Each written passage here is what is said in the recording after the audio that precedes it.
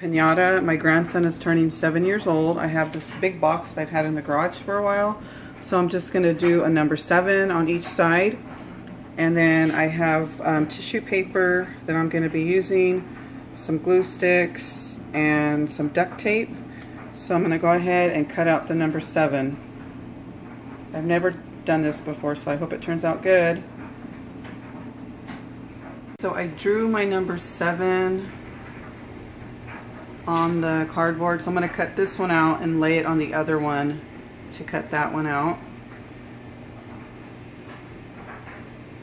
Here's the number 7. You can use like an X-Acto knife or utility knife to just draw it and then cut out. Looks pretty good. I just drew it freehand, and then I left the top part on because that's going to be the top, and then I'll attach the other side to the back. Okay, so I've got the front, and then here's the top. These are the 2 holes where I'm going to put the string, and then the back, I cut the number 7. I just traced it on the other piece, on the other side of the cardboard, so there it is. So now the next thing I got to do is the sides. So I've almost finished this number 7. I've taped it all around using duct tape, and I ran out, so I had to use this decorative one that I had already. So here is the back of it,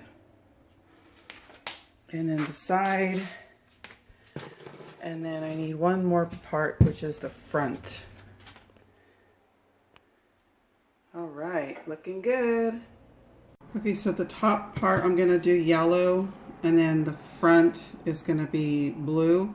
So I just got a piece, and then I put a hole for the string, and then on the top I'm going to put one layer at a time.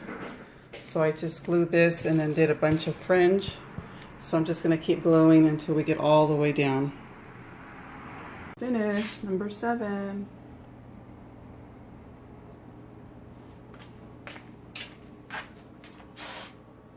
There's the back.